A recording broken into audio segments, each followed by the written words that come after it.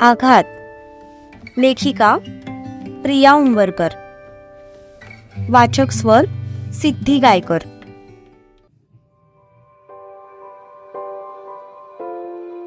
तिथून सत्यजित सरळ त्याच्या जिम मध्ये गेला आणि सगळा राग तिथल्या पंचिंग बॅगवर काढू लागला. खरं तर दुर्वामुळे त्याचा मूड थोडा तरी चांगला होता, नाहीतर त्या दोघांचं आज काही खरं नव्हतं. 7 वाजता दुर्वाला जाग आली. रात्री उशिरा झोपल्यामुळे सकाळी जागही उशिरा आली होती. ती डोळे चोळत उठली तेव्हा कुठे तिच्या लक्षात आलं की ती आतमध्ये झोपलेली आहे. तिने लगेच चाच पडून आजूबाजूला पाहिलं तर सत्यजित तिथे नव्हता. तिला कालची रात्र आठवली तशी ती स्वतःशीच गालात हसली. तिने स्वतःच्याच ओठांवरून अंगठा फिरवला आणि ओंजळीत चेहरा लपवला, कारण त्याचा तो स्पर्श तिला आत्ताही अगदी जसाच्या तसा आठवत होता. खरं बोलत होते जीत, ते प्रत्येक गोष्टीत एक्सपर्ट आहेत. एवढं बोलून तिने पोटावर असलेलं ब्लँकेट पुन्हा चेहऱ्यावर ओढून घेतलं. जणू काही तो खरंच तिचा लाजलेला चेहरा बघायला तिथे उभा होता. दुर्वा, वेडी झालीस काय? रूम मध्ये कोणीच नाहीये, मग तू कोणाला बघून लाजतेस? तिचं मन तिला म्हणालं. तसं तिने ब्लँकेटच्या बाहेर चेहरा काढला. स्वतःच्याच डोक्यात टपली मारत ती उठली आणि अंघोळीला निघून गेली. सत्यजित जिम करून पुन्हा त्याच्या रूम मध्ये आला. त्याने पाहिलं तर ती बेडवर नव्हती. आतून शॉवरच्या पाण्याचा आवाज येत होता. ती अंघोळीला गेलीये असा विचार करून त्याने शर्ट काढला आणि घामाने डबडबलेलं अंग टॉवेलने पुसू लागला. नंतर तो बाल्कनीत गेला. तिथला बेड बघून त्याला कालची रात्र आठवली. तसा तो गालातच हसला. त्याने पुन्हा तो बेड सोफ्यामध्ये कन्वर्ट करून ठेवला आणि थोडा वेळ तिथेच अंगावर कोवळं ऊन घेत उभा राहिला. अंघोळ करून ती बाहेर आली आणि आरशासमोर उभं राहून तिचे ओले केस टॉवेलने सुकवू लागली. सत्यजित रूम मध्ये आल्याचं तिला माहित नव्हतं. ती गाणं गुणगुणत तिचं आवरत होती. तिने तो टॉवेल केसांना बांधला आणि मेकअपला सुरुवात केली. तसं तर तिला मेकअपची गरज नव्हती, पण आज मॅडम जरा जास्तच खुशीत असल्यामुळे त्यांना मेकअप करायचा मूड झाला होता. तिने चेहऱ्याला मॉइश्चरायझर लावलं, त्यानंतर क्रीम आणि कॉम्पॅक्ट लावून तिने डोळ्यामध्ये काजळ घातलं. ओठांवर पिंक लिपस्टिक लावल्यानंतर तिने स्वतःलाच एक फ्लाइंग किस दिली आणि सगळ्यात शेवटी कपाळावर एक छोटीशी टिकली लावून तिने स्वतःला आरशात नीट निरखून पाहिलं. आरशात बघितल्यावर तिच्या लक्षात आलं की साडीचा पिनअप व्यवस्थित झालेला नाहीये. ते बघून तिने चेहरा थोडा वेडावाकडा केला आणि खांद्यावरची पिन काढून पदर हातात घेतला आणि गाणं गुणगुणतच ती पिनअप करू लागली. पण तिला हे माहित नव्हतं की बाल्कनी मधून कोणीतरी हाताची घडी घालून एक टक तिच्याकडे बघतंय. तो नजरेनेच तिला स्कॅन करत होता. पर्पल कलरची फ्लॉवर प्रिंटेड साडी, जी तिने अगदी चापून चोपून नेसली होती. तिच्या गोऱ्या पोटावरचा तो काळा तीळ इतक्या दुरूनही त्याला स्पष्टपणे दिसला. आता त्याला स्वतःला अडवण्याची गरज नव्हती आणि तो अडवणारही नव्हता, कारण इतक्या महिन्यांचा प्रेमाचा कोटा जो त्याला पूर्ण करायचा होता. गालात हसत तो आतमध्ये आला. त्याने पाठी मागून तिच्या उघड्या पोटावर हातांचा विळखा घातला, पण जसं तिला त्याचा स्पर्श झाला तशी ती दचकली. पिनअप करण्यासाठी हातात घेतलेला पदर तर केव्हाच खाली पडून गेला होता. ती स्टॅच्यू सारखी मख्ख उभी राहिली. You know what, you are so hot, असं म्हणत त्याने पाठीमागून तिच्या ब्लाउजची नॉट एकाच हाताने सोडली तसं तिचे डोळेच मोठे झाले. जीत, कसं बस ती 2 शब्द म्हणाली. तसं तो गालातच हसला. बोल ना, ऐकतोय मी. तो बोटानेच तिच्या पाठीवर नक्षीकाम करत म्हणाला. तसं तिने अंग आकसून घेतलं. पाठीवरचं नक्षीकाम थांबवून त्याने ती नॉट परत बांधली आणि पुन्हा तिच्या पोटावर विळखा घातला. तसं तिच्या पोटात खड्डाच पडला. शेवटी तिचा स्वतःवरचा कंट्रोल सुटला आणि ती एका झटक्यात मागे फिरून त्याला बिलगली. तसा तो गालातच हसला. बघ, फक्त 1 मिठी मिळवण्यासाठी किती काय काय करावं लागलं मला. तो तिला अजून जवळ घेत म्हणाला. तसं तिने त्याच्या छातीवर लपवलेला चेहरा वर करून त्याच्याकडे पाहिलं. म्हणजे ती त्याच्याकडे बघून म्हणाली, वाघाचे पंजे, कुत्र्याची शेपूट, उंटाची मान आणि बगळ्याचे कान.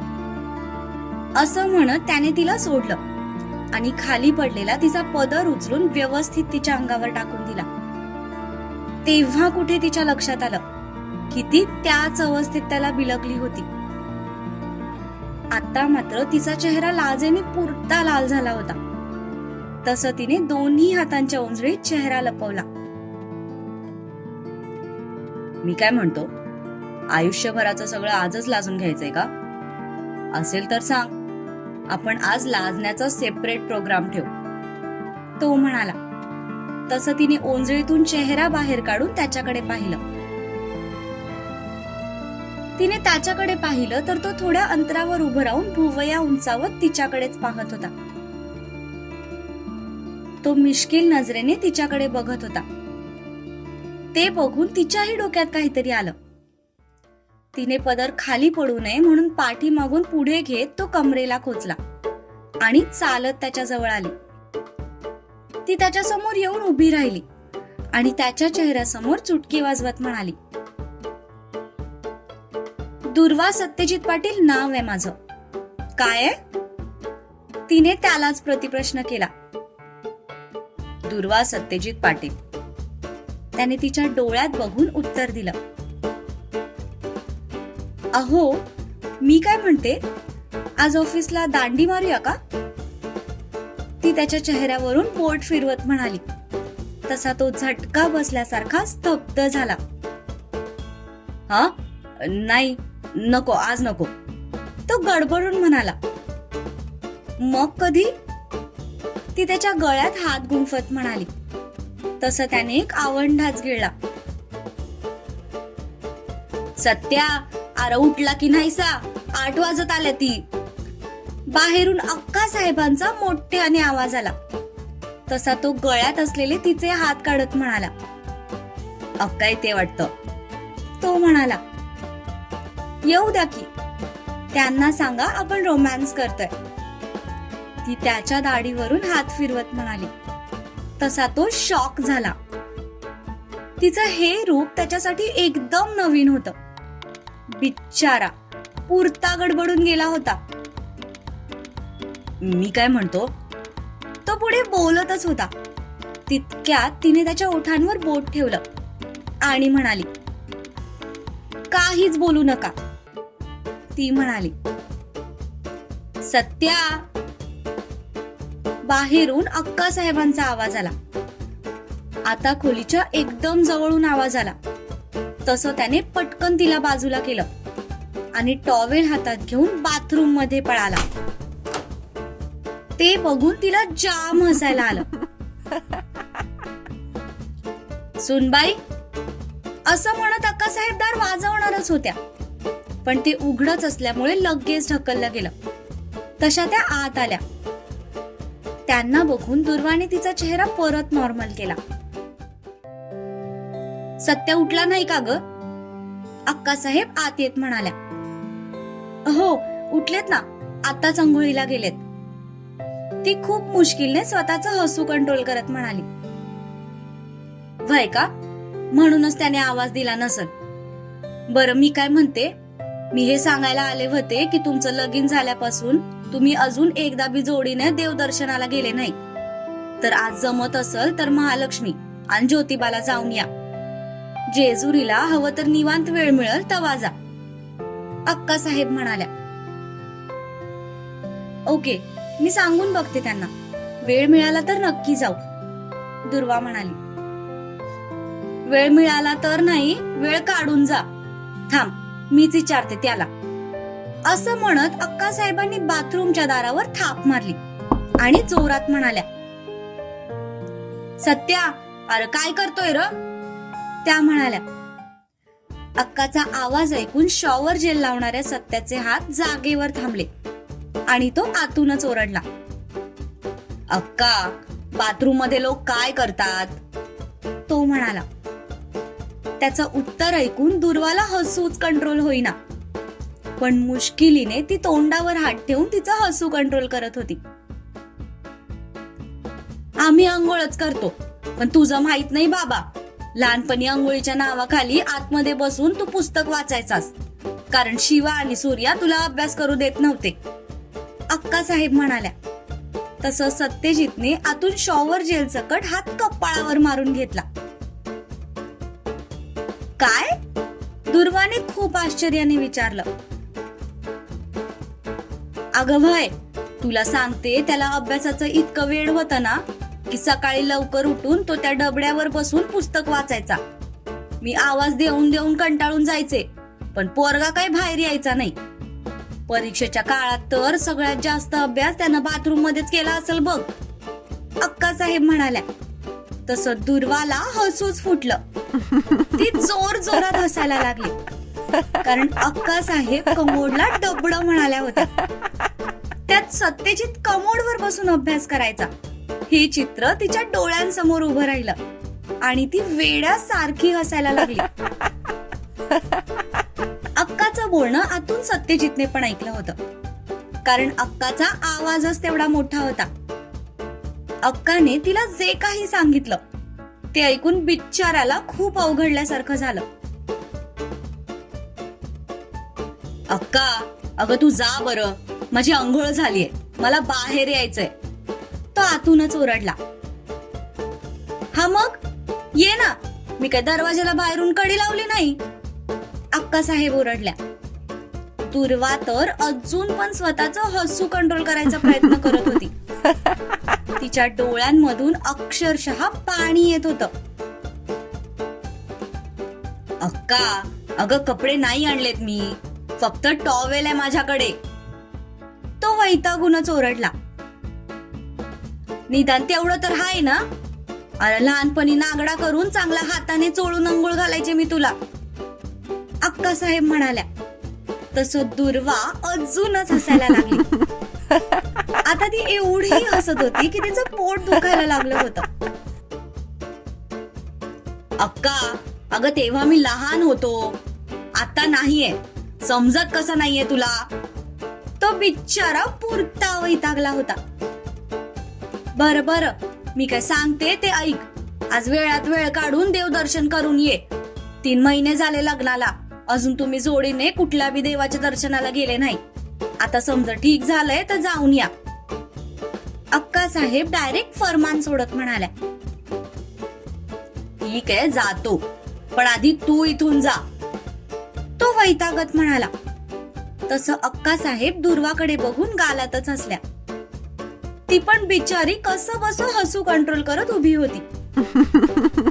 अक्कासाहेबांनी पदर व्यवस्थित डोक्यावरून ओढून घेतला आणि हसतच बाहेर निघून गेल्या. त्या निघून जाताच दुर्वा बेडवर बसून मोठमोठ्याने हसायला लागली. तिच्या हसण्याचा आवाज येताच त्याने दरवाजा उघडून डोकं बाहेर काढलं. त्याला बघून तर ती अजूनच हसायला लागली. तुला खूप हसू येत आहे ना? थांब, तुला दाखवतोच. असं म्हणत तो बाहेर आला. जीत, तुमचा टॉवेल पडला, ती अचानक म्हणाली. तसं त्याने गडबडून खाली पाहिलं. तेवढ्या वेळात ती उठली आणि पळतच बाहेर निघून गेली. तुझ्या तर कुठे जाशील? परत माझ्याजवळच यायचंय तुला. तो दरवाजाकडे बघून हसत म्हणाला आणि परत बाथरूम मध्ये निघून गेला. दुर्वा खाली आली आणि सरळ किचन मध्ये गेली. शीला मावशींनी सगळा नाश्ता रेडी करून ठेवला होता. तिने सत्यजितसाठी ब्लॅक कॉफी बनवायला घेतली, कारण त्याला नाश्त्यासोबत ब्लॅक कॉफी लागते हे आता तिला माहीत झालं होतं. पण ती बनवताना सुद्धा तिच्या चेहऱ्यावर एक स्माइल होती. ती एकटीच गालातल्या गालात हसत होती. तिला असं गालातल्या गालात हसताना बघून शीला मावशीने म्हटलं, काय व ताई, अशा एकट्याच का हसून राहिल्या? शीला मावशींनी म्हटलं.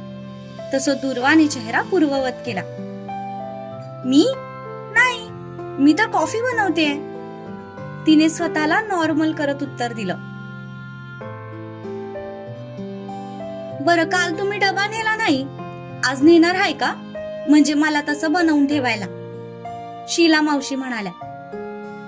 नाही, ऑफिसचं कॅन्टीन चांगलं आहे. सत्यजित तिथेच जेवतात. मी पण आजपासून तिथेच जेवेन. तुम्ही फक्त घरच्यांसाठी जेवण बनवा. ती त्याची कॉफी कपात टाकत म्हणाली. बर, शीला मावशी म्हणाल्या. कॉफी हातात घेऊन ती बाहेर आली तर तिने पाहिलं की सूर्य आणि शिवा एकदम गुड बॉय सारखे टेबलवर नाश्त्यासाठी बसले होते. रोज त्यांना किती आवाज द्यायला लागतो हे तिला माहित होतं.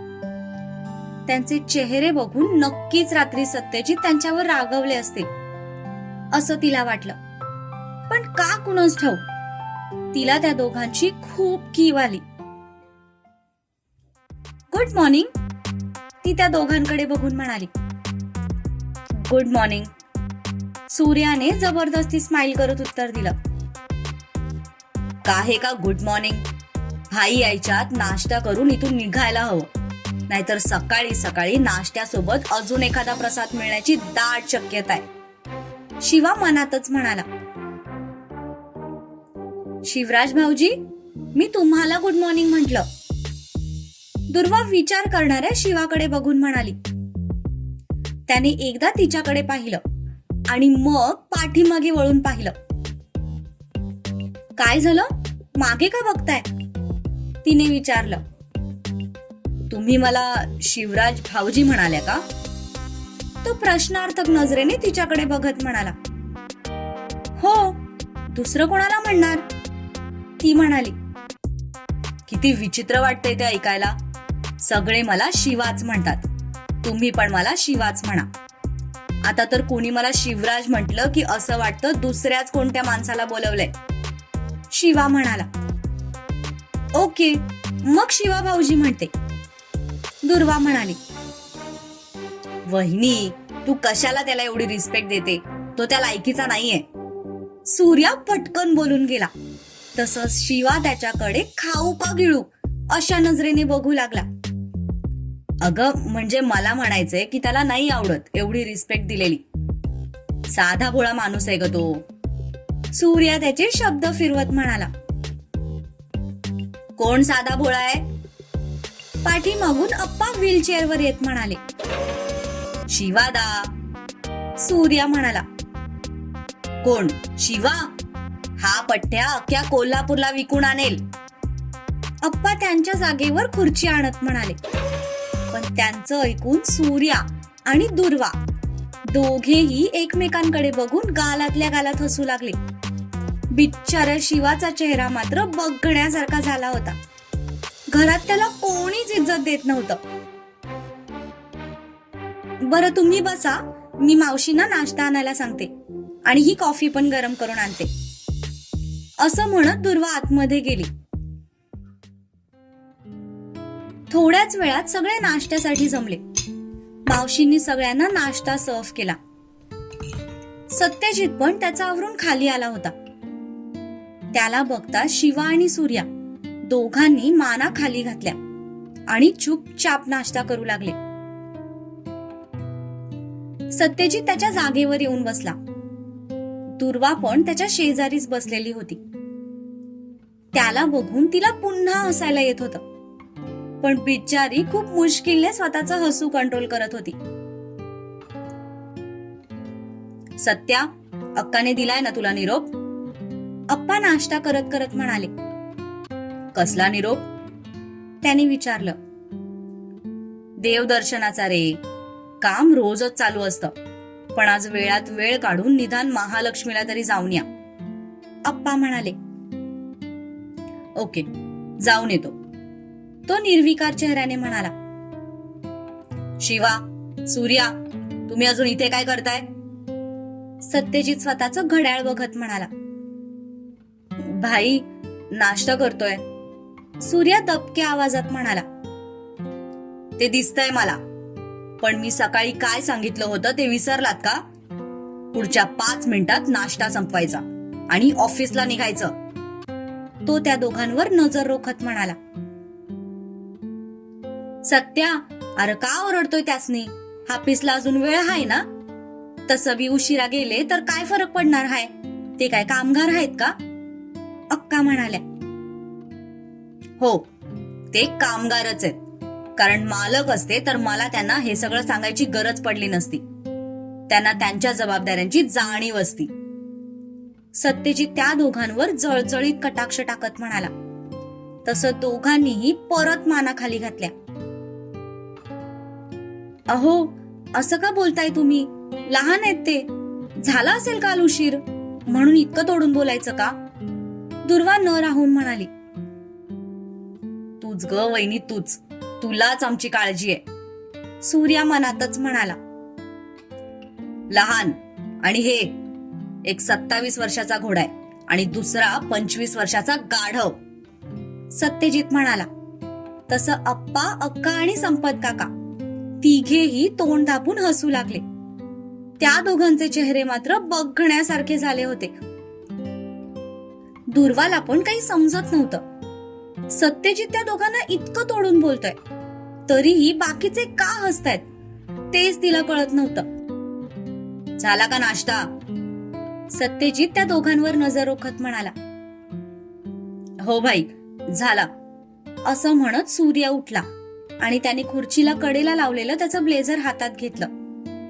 नाईलाजाने शिवा पण उठला. अजून त्याचा अर्धा नाश्ता पण संपला नव्हता. अर्धी प्लेट तशीच ठेवून तो उठला. त्याने पण त्याचं ब्लेझर हातात घेतलं. दोघेही ऑफिसला जायला निघाले. पण तितक्यात शिवा थांबला आणि परत पाठीमागे वळाला. मागे येत त्याने फ्रूट बास्केट मधून 2 ऍपल्स उचलले आणि तो परत निघून गेला. हे सगळं करताना त्याची नजर मात्र खालीच होती. त्याने एकदाही नजर वर करून सत्यजितकडे पाहिलं नाही. दुर्वा मात्र हा सगळा ड्रामा बघून आश्चर्यचकित झाली होती. घरातली सगळी सत्ता अक्कासाहेबांच्या हातात होती. अप्पा आणि संपत काका पण घरात मोठे होते, पण तरीही घरात सगळे सत्यजितला एवढं का घाबरतात ते तिला कळत नव्हतं. आणि सगळ्यात महत्वाचा प्रश्न की शिवा तर सत्यजितचा सख्खा भाऊ आहे, म्हणून कदाचित तो ऐकून घेत असेल. पण सूर्याला इतकं बोलून सुद्धा संपत काका इतके शांतपणे का ऐकून घेत आहेत ते तिला कळत नव्हतं. ते दोघं निघून गेल्यावर सत्यजितने मोजून 2-3 घास खाल्ले आणि त्याचा मोबाईल हातात घेत म्हणाला. अक्का, मला एके ठिकाणी जायचंय, मी निघतो. एंजल, तू ऑफिसच्या वेळेत आलीस तरी चालेल, जास्त धावपळ करू नकोस. एवढं बोलून तो उठला आणि उठून निघूनही गेला. दुर्वा मात्र त्याच्या पाठमोऱ्या आकृतीकडे बघतच राहिली.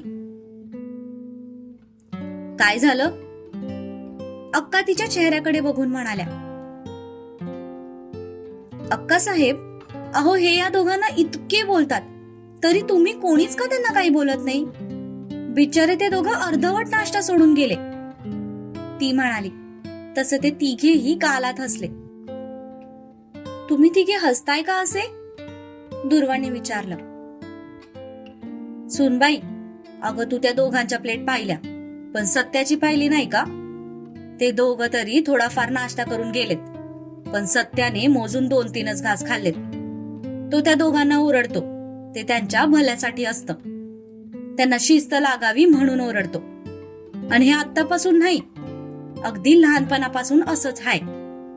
बाप म्हणून ते दोघं फक्त आमच्या दोघांचं नाव लावतात, पण बापाचं खरं कर्तव्य तर आमचा सत्याच पार पाडतो. तो हाय म्हणून दादाला आणि मला शिवा सूर्याची काळजी नाही. संपत काका म्हणाले. तेव्हा कुठे दुर्वाचं लक्ष त्याच्या प्लेटकडे गेलं. तर खरंच त्याने पण नाश्ता केला नव्हता. कॉफी पण तो तसाच ठेवून गेला होता. सुनबाई, तो माझा नातू हाय म्हणून मी त्याचं कौतुक करत नाही, पण तू खरंच लई नशीबवान आहेस की तुला सत्यासारखा जोडीदार मिळाला आहे. तो प्रत्येक नातं मनापासून निभवतो बघ. ज्याला आपलं मानतो ना त्याच्यावर जीव ववाळून टाकतो. सगळ्यांवर भरभरून प्रेम करतो. आता त्याला बी प्रेमाची गरज आहे. आम्ही सगळे तर हाऊतच ग, पण जे प्रेम तू त्याला देऊ शकते त्याची तुलना आमच्या प्रेमासोबत होऊ शकत नाही. तेव्हा त्याला जप. एकमेकांच्या साथीनं नव्या संसाराला सुरुवात करा. बाकी देवी आई आहेच तुमच्या संग. अक्का तिच्या डोक्यावरून हात फिरवत म्हणाल्या. तसं ती फक्त गालात हसली. तिला मनातून खूप अभिमान वाटत होता की आपल्याला सत्यजित सारखा पार्टनर मिळाला.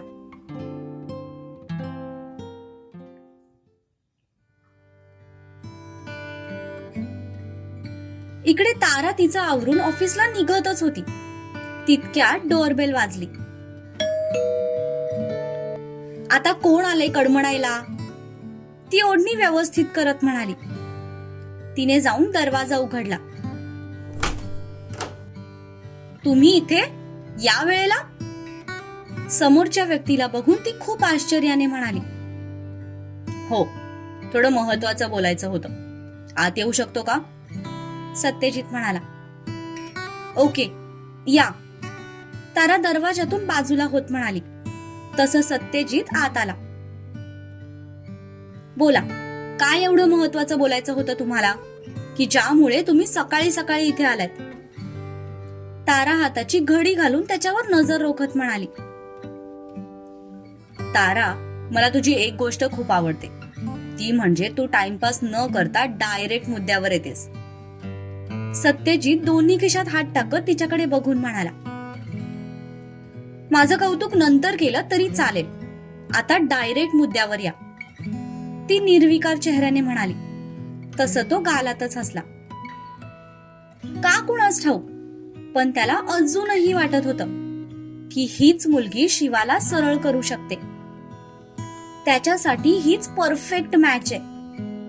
पण कालचं शिवाचं वागणं आठवून त्याने त्याचा विचार थोड्या वेळासाठी बाजूला ठेवला होता. ठीक आहे, मी डायरेक्ट मुद्द्यावरच येतो. सी, मी तुझ्या समोर 2 ऑप्शन ठेवले होते, एकतर कंपनी नाहीतर लग्न. पण आता मी माझी ती अट मागे घ्यायला आलोय. तुला अशी कुठलीही अट पूर्ण करायची आवश्यकता नाही. तुला कंपनी सुरू करायची आहे, तू कर. मी तुला सगळा सपोर्ट करायला तयार आहे, कारण माझ्या मित्राची बहीण म्हणजे माझी बहीण. आणि डोंट वरी, मी काही उपकार म्हणून तुला मदत करणार नाही. हवं तर लोन म्हणून घे. तुला जसा प्रॉफिट होईल तसं तू हळूहळू करून परत कर. पण तुझी कंपनी उभी करण्यासाठी तुला आता इथे काम करायची गरज नाही. तू परत पुण्याला जाऊ शकतेस. शिवाला कसं हँडल करायचं ते मी बघतो. सत्यजित मनातलं सगळं बोलून रिकामा झाला, कारण काल रात्रीपासून त्याला ती गोष्ट मनात सलत होती की शिवा जर नाही बदलला तर त्याच्यामुळे आपण एका चांगल्या मुलीचं आयुष्याचं नुकसान करू. त्यामुळे आता ती रिस्क घ्यायची नाही असं त्याने कालच रात्री ठरवलं होतं. झालं तुमचं बोलून? तिने हाताची घडी घालूनच त्याला विचारलं. हो, तो म्हणाला. तुम्ही जरी तुमचे शब्द मागे फिरवत असलात तरीही तारा कधीच स्वतःचे शब्द मागे फिरवत नाही. एकदा मी जी गोष्ट ठरवते ती पूर्णच करून दाखवते, ती आत्मविश्वासाने म्हणाली. सीतारा, प्रत्येक निर्णय भावनेच्या भरात घ्यायचा नसतो. आता मी तुला स्वतः सांगतोय की तुला अशी कुठलीही पैस पूर्ण करण्याची गरज नाहीये. तू परत पुण्याला जाऊ शकतेस. तो म्हणाला, हे बघा सर, मला कालच माझं अपॉइंटमेंट लेटर मिळालंय, त्यामुळे मी असं सुरुवातीलाच बॅकआउट करू शकत नाही. आणि मला विश्वास आहे की तुमच्या त्या नासलेल्या कांद्याला मी नक्कीच सरळ करू शकते. तारा म्हणाली, आर यू शुअर? त्यांनी विचारलं. 100% शुअर. आणि जिंकण्याची मजा तर तेव्हाच आहे ना, जेव्हा आपल्या पुढचं चॅलेंज टफ असतं आणि ताराला अवघड चॅलेंज पूर्ण करायलाच आवडतं. ती शिवाचा चेहरा आठवत म्हणाली, ठीक आहे, आता तू स्वतःहून हे चॅलेंज घेतेस तर मी तुला फोर्स करणार नाही. पण एक सांगतो, जर तुला कधी हे जमणार नाही असं वाटलं तर तू बिनधास्त हा जॉब सोडून जाऊ शकतेस. मी तुला अडवणार नाही. तो म्हणाला, त्याची गरज पडणार नाही. मी इथून पुण्याला जाईन ते चॅलेंज जिंकूनच. ती एकदम कॉन्फिडन्सने म्हणाली. Fine then, all the best. तो म्हणाला, थँक्स. ती निर्विकार चेहऱ्याने म्हणाली, बरं आता माझ्या ऑफिसचा वेळ झालाय, मी निघू का? ती तिची पर्स हातात घेत म्हणाली, या शुअर, मी पण निघतोच आहे. एवढं म्हणत सत्यजित पण तिथून बाहेर पडला. तो गेल्यावर तिने घर लॉक केलं आणि ती बिल्डिंग खाली आली. तिने तिथून ऑटो पकडली आणि तिच्या ध्येयाच्या दिशेने वाटचाल केली.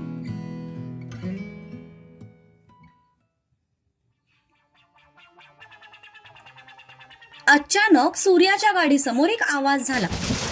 तसं ड्रायव्हरने कर्कचून ब्रेक दाबला. काय झालं संतोष? सूर्या मोबाईल मध्ये घातलेलं डोकं वर काढत म्हणाला, सर, कुणीतरी आपल्या गाडी समोर आले, मी बघतो, तुम्ही थांबा. असं म्हणत ड्रायव्हर गाडीतून उतरतच होता. तेवढ्यात बोनेट समोरून एक मुलगी स्वतःचे हात चोळत उभी राहिली आणि त्या ड्रायव्हरकडे बघून म्हणाली, हे यू, बघून नाही चालवता येत का तुम्हाला? तुमच्यामुळे मी पडले ना, माझ्या गाडीला पण किती लागले बघा. ती मुलगी खूप रागात म्हणाली. पण त्या मुलीला बघता सूर्याच्या कपाळावर घाम जमा झाला. तो लगेच खाली लपला, कारण ती मुलगी दुसरी तिसरी कोणी नसून राधा होती. हो मॅडम, माझी काही चूक नाही, तुम्ही अचानक समोर आलात, तरी मी ब्रेक दाबला होता. तुम्ही तुमच्या चुकीमुळे पडले आहात, उगीच आम्हाला ब्लेम करू नका. ड्रायव्हर तिच्यावर ओरडत म्हणाला. तो ड्रायव्हर नवीन असल्यामुळे त्याला राधाबद्दल काहीच माहित नव्हतं. मी तुमच्यासारख्यांना चांगलीच ओळखते. मोठी गाडी आहे म्हणून स्वतःला काही कोल्हापूरचा बादशाह समजता का? ते काही नाही, माझ्या स्कूटीला बघा किती खर्चटले. आता मला तिला डॉक्टरकडे न्यावं लागेल. राधा म्हणाली. हो मॅडम, तुमच्यासारख्या मुलींना मी चांगलंच ओळखतो. एखादी मोठी गाडी दिसली की तुम्ही मुद्दाम त्यांच्या गाडीसमोर गाडी घालता आणि मग पैसे उकळता. ही ट्रिक जुनी झाली आता, काहीतरी नवीन वापरा. आणि पहिली गोष्ट म्हणजे आमच्या गाडीचा धक्का सुद्धा तुम्हाला लागलेला नाहीये. तुम्ही तुमच्या चुकीमुळे पडलात, त्यामुळे आम्ही तुम्हाला कसलीही नुकसान भरपाई देणार नाही. तो ड्रायव्हर पण तावातावाने तिच्यासोबत भांडत होता. पण त्यांचं भांडण बघून इकडे सूर्याने मात्र डोक्यालाच हात लावला. ए रताळ तोंड्या, तुझी नुकसान भरपाई घाल तिकडे चुलीत. पैशाचा माज मला नको दाखवूस. चुपचाप माझ्यासोबत सर्व्हिस सेंटरला चल आणि माझी गाडी ठीक करून दे. त्याचे जे काही पैसे होतील ते दे तुझ्या हाताने. राधा म्हणाली. बाप रे, मी जिला स्वीट कॅन्डी समजत होतो ती तर लवंगी मिरची निघाली. सूर्या, लपूनच राहा बाबा.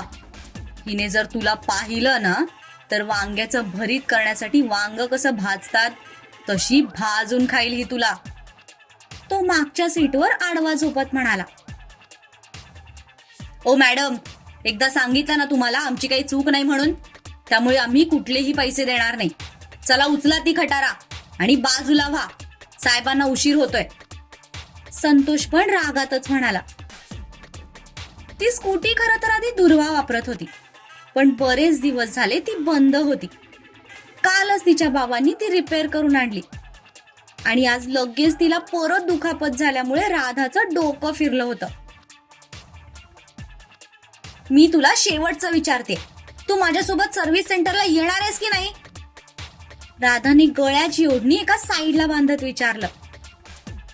नाही, तो ड्रायव्हर म्हणाला आणि पाठीमागे वळत दरवाजा उघडून कारमध्ये बसतच होता. तेवढ्यात काहीतरी फुटल्याचा आवाज आला. त्या आवाजाने त्याने पटकन मागे वळून पाहिलं तर राधा हातात दगड घेऊन उभी होती. एक दगड तर तिने ऑलरेडी एका हेडलाईटला मारला होता आणि आता तिचा निशाणा दुसऱ्या हेडलाईटवर होता. ओम भट स्वाहा, सूर्या त्याच्या कानांवर हात ठेवत म्हणाला.